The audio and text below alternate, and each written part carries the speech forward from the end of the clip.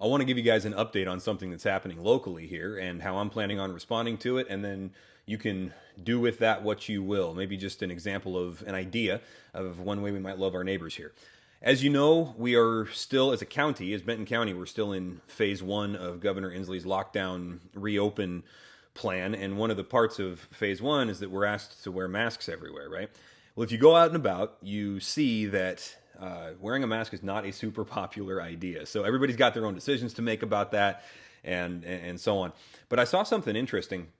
I saw a video from Chief Ben Majetic, who is the chief of police at the West Richland Police Department.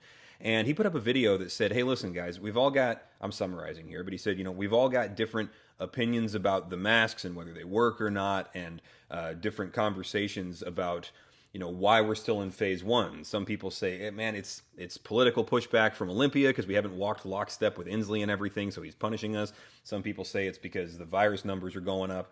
I mean, whatever the case may be, that's a conversation to be had, but he said, I don't care. He said, look, we got people hurting, wanting to open their businesses. So he asked us for a favor, and he said, if everybody could just wear a mask and do the thing so that we get into phase two as quickly as possible, then that's what's best for the community.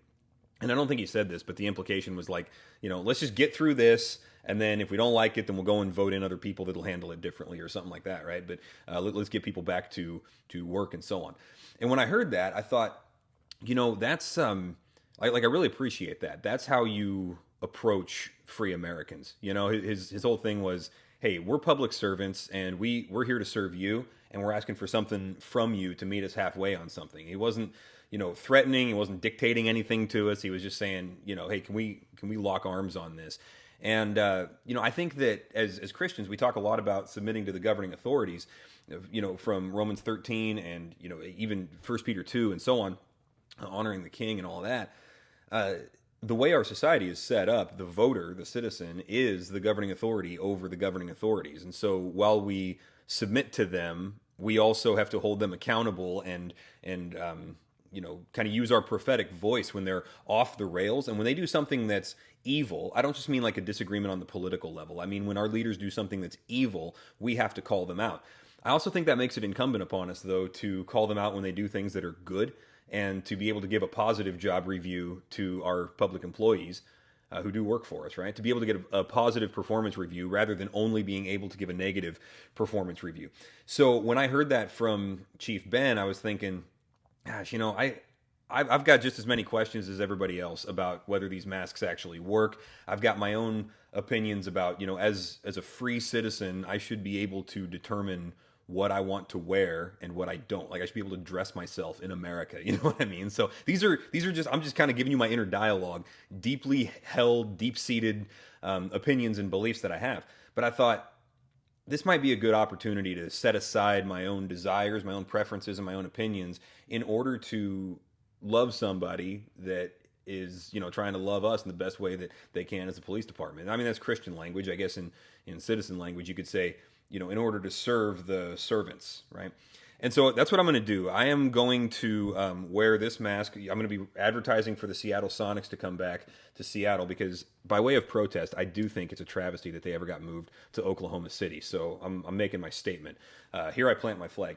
But back on task here. If you see me in the grocery store or whatever in the next little while, you're going to be seeing me like this. Not because I like it, not because I'm sold on the helpfulness of the methodology, right? I've got questions about it, but, personally, I haven't had any fun in the last 6 seconds since I've put this thing on. I'm not enjoying this. That being said, the West Richland Police Department has been, from my observation, phenomenal to us. With all of the stuff that's going on in the headlines as far as problems within police departments and racism and systemic issues and stuff, I've been in a lot of situations with the West Richland Police Department, and I've just never seen a hint of it. I mean, look, I'm a pastor, right? So sometimes I get called to the worst days of people's lives, essentially. There have been a lot of times where the police and I have been responding to the same situations, and we get to work with them.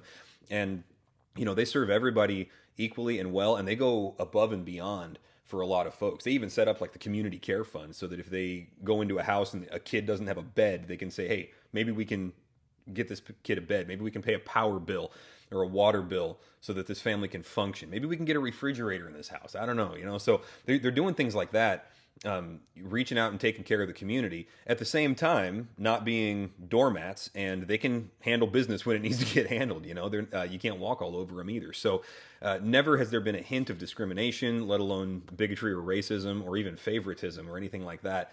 And I've just developed a real appreciation for them. I've never lived in a city with a police force like this before. So anyway, when Chief Ben says, hey, guys, can you help us out with something? I'm inclined to lean into that and say, that's how I want America to work, honestly. Like, if we're doing the Jeremiah 29:7 thing, and we're saying, hey, work for the good of the world around you, he's approaching us with that way, with that tone, I think.